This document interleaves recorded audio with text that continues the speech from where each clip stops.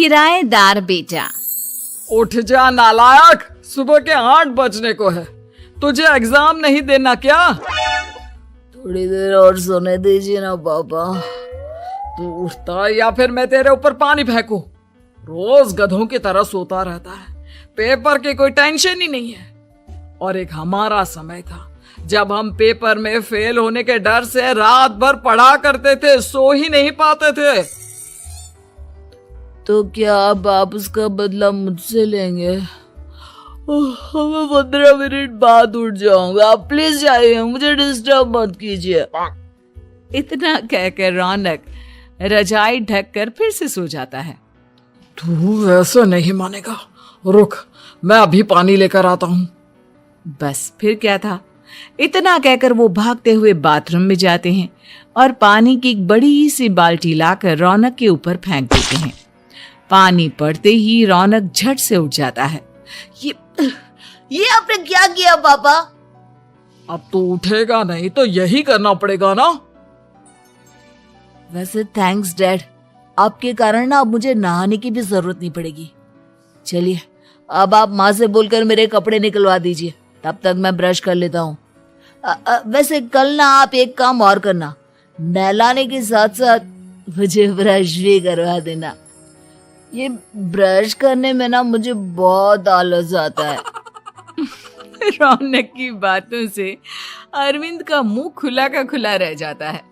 वो अपनी पत्नी कमला के पास जाता है और रौनक की हरकतों के बारे में बताता है, जिसे सुन उसकी पत्नी हंसने लगती है। तुम अपने बेटे को समझाने के बजाय हंस रही हो। रौनक बच्चा है, धीरे धीरे सुधर जाएगा, आप क्यों उसके पीछे पड़े रहते हो? अभी नहीं सुधरेगा तो कब सुधरेगा? 10वीं क्लास में है रौनक, वो अब कोई बच्चा नहीं रहा।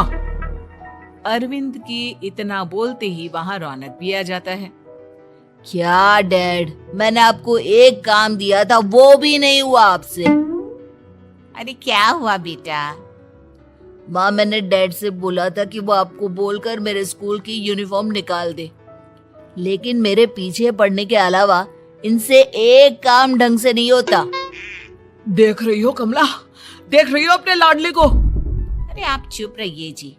चलो बेटा, मैं तुम्हें कपड़े निकाल कर दे देती हूँ। बस ऐसे ही साल पर साल बीतते जाते हैं, लेकिन रौनक के रवैये में कोई बदलाव नहीं आता।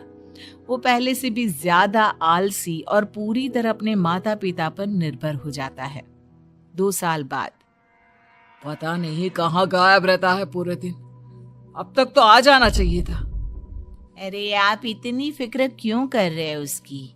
दोस्तों के साथ खेल रहा होगा, आ जाएगा अभी। ये कोई टाइम है खेलने का? 10 बजने वाले हैं, इतनी रात में कौन खेलता है? कमला कुछ कहती उससे पहले ही रौनक वहां आ जाता है। मम्मी जल्दी से खाना लगा दो, बहुत भूख लग रही है। तुम्हें तब तक खाना नहीं मिलेगा जब तक तुम बता नहीं देते कि इतनी रात गए कहां से आ रहे हो। ओ प्लीज डैड, अब आप एसी पे प्रद्युमन बनकर मेरे सर पर बंदूक लेकर मत बैठ जाना। अपनी फालतू की बकवास बंद कर और बता कहां से आ रहा है। माँ अब समझाइए ना डैड को। बता देना बेटा, इनको भी तसल्ली हो जाएगी। आप बोल रही हैं तो बता देता हूँ। मैं दोस्तों के साथ मूवी देखने गया था, इसलिए देर हो गई। तू इन सब चीजों में मेरे पैसे उड़ाता है? कभी 1 रुपया कमाने के बारे में सोचा है तूने? जब देखो हवा की तरह पैसे उड़ाता रहता है। माँ अब आप इन्हें चुप करा दीजिए, वरना ना मुझे गुस्सा आ जाएगा। अच्छा क्या कर लेगा? बता ना, क्या कर लेगा तू? वैसे बात तो ठीक ही है, मैं कर ही क्या सकता हूँ। पैसे तो फिर भी मैं आपसे ही मांगूंगा ना। चलिए अब ये सब बात छोड़िए और मम्मी मेरे लिए खाना लगा दीजिए। अभी लगा देती हूँ बेटा। मैं बता रहा हूँ कमला, एक दिन ये ऐसे ही बिगड़ जाएगा। ओफो, आप क्यों इतना पीछे पड़े रहते हो मेरे बच्चे के? बात की बाद में देखेंगे, अभी आप शांति से उसे खाना खाने देंगे? अगले दिन। डैडी, मुझे 10,000 रुपए चाहिए। हाँ? अब इतने पैसे क्यों चाहिए तुझे? डैड, आप बिना सवाल किए कभी पैसे नहीं दे सकते क्या? जब तक तू बताएगा नहीं तुझे पैसे भी नहीं मिलेंगे। अरे, अब आप अपने बेटे को पैसे भी नहीं दे सकते? नालायक, तेरी उम्र के लोग नौकरी करते हैं और एक तू है जो नौकरी करने का नाम ही नहीं लेता कभी। आप लोगों के होते हुए भला मैं नौकरी क्यों करूं? अरे हम कब तक पैसे देंगे तुझे? तुझे भी तो अपने पैरों पर खड़ा होना होगा ना। कौन सा उधार के पैरों पर खड़ा हूं? अपने ही तो पैरों पर खड़ा हूं मैं। इसी तरह रौनक दिन प्रतिदिन लापरवाह होता जाता है। उसकी लापरवाही को देखते हुए अरविंद और कमला अपने बेटे की शादी कराने का फैसला लेते हैं और 1 महीने के अंदर अंदर ही रौनक की शादी मेघा नाम की लड़की से करा देते हैं। शादी के कुछ दिन बाद, रौनक, मुझे एक अच्छी सी साड़ी चाहिए, आप ला दोगे ना? हाँ, क्यों नहीं। कितने तक की आती है साड़ी? यही करीब 5,000 तक की। तुम चिंता मत करो, मैं आज ही डैडी से पैसे मांगकर तुम्हारे लिए साड़ी ले आऊंगा। आप कब तक ऐसे ही अपने पापा से पैसे मांगते रहेंगी? कोई अच्छी सी नौकरी क्यों नहीं कर लेते आप? अरे डैड के होते हुए मुझे नौकरी करने की जरूरत ही क्या है?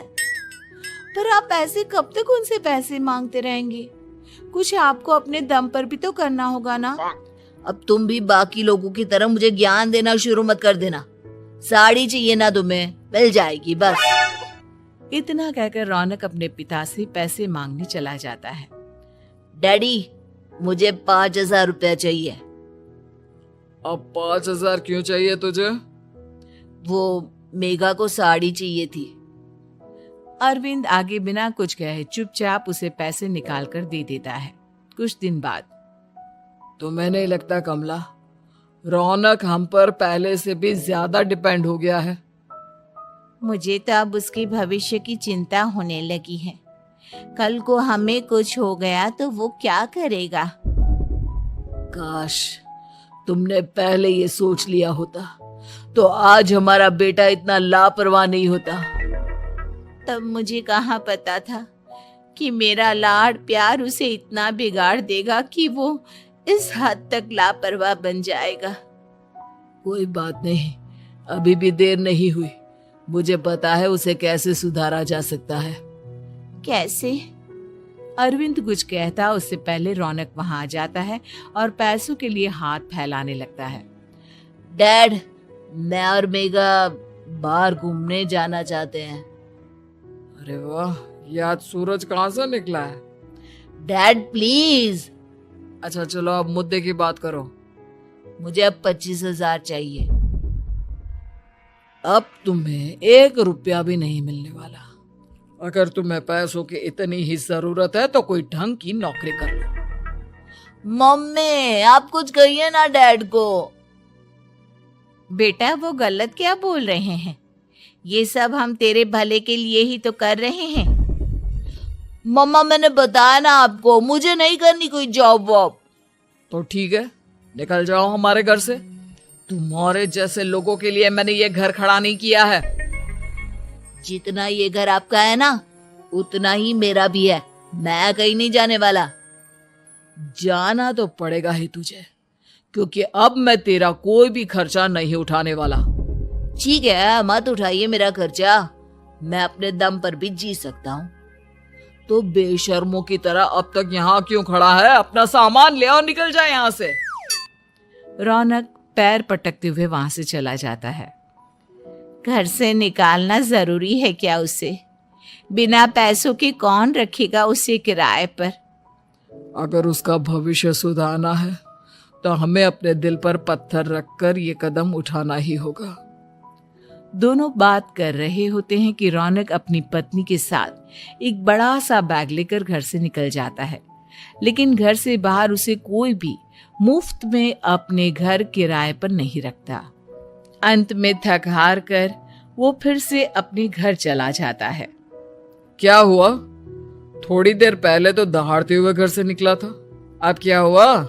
नहीं रखा ना किसी ने तुझे किराए पर? डैड प्लीज, मैं कुछ दिनों में कोई अच्छी सी नौकरी शुरू कर दूंगा, आप तब तक तो हमें रख लीजिए प्लीज। सुबह से रात हो चुकी है लेकिन कोई हमें रखने को राजी नहीं है। अब आप ही बताइए, इतनी रात को मैं मेघा को लेकर कहाँ जाऊंगा? ठीक है ठीक है, बहू की वजह से मैं तुझे घर पर रख रहा हूं, लेकिन तू इस घर में एक बेटे की नहीं बल्कि एक किराएदार की हैसियत से रहेगा। 3 महीने है तेरे पास। इन 3 महीनों के अंदर अंदर मुझे तेरी पहली तनख्वाह हाथ में चाहिए, समझ गया? पक्का डैड, इन 3 महीनों के अंदर अंदर तो कोई बढ़िया सी नौकरी ढूंढ ही लूंगा मैं। ऐसे ही धीरे धीरे समय बीतने लगता है और अरविंद के दिए 3 महीनों में से 2 महीने बीत चुके होते हैं। पापा जी ने हमें 3 महीने दिए थे, जिसमें से 2 महीने तो बीत चुके हैं। अब ये आखिरी महीना बचा है। अरे तुम चिंता मत करो, आज मेरा ना 2 जगह इंटरव्यू है, दोनों में से कहीं ना कहीं तो जॉब लग ही जाएगी। अच्छा, all the best. Raunak interview के लिए निकल जाता है, जिसके बाद शाम में रौनक घर आता है। कैसा गया इंटरव्यू? आपकी नौकरी लगी या नहीं? अरे पहले सांस तो ले लेने दो अच्छे से। बताइए ना, मुझसे तो जरा भी इंतजार नहीं हो रहा है। वो दरअसल बात यह है कि मेरी नौकरी तो लग चुकी है लेकिन पैसे बहुत कम है। कितने पैसे हैं? 15,000। इतने में अरविंद और कमला मिठाई का डिब्बा लेकर आ जाते हैं। बधाई हो बेटा। हम जानते थे तेरी जॉब जरूर लगेगी। लेकिन मेरी सैलरी बहुत कम है मम्मा। कम है तो क्या हुआ, धीरे धीरे बढ़ जाएगी। हाँ बेटा, हम तो बस चाहते थे कि तू अपने पैरों पर खड़ा हो जाए।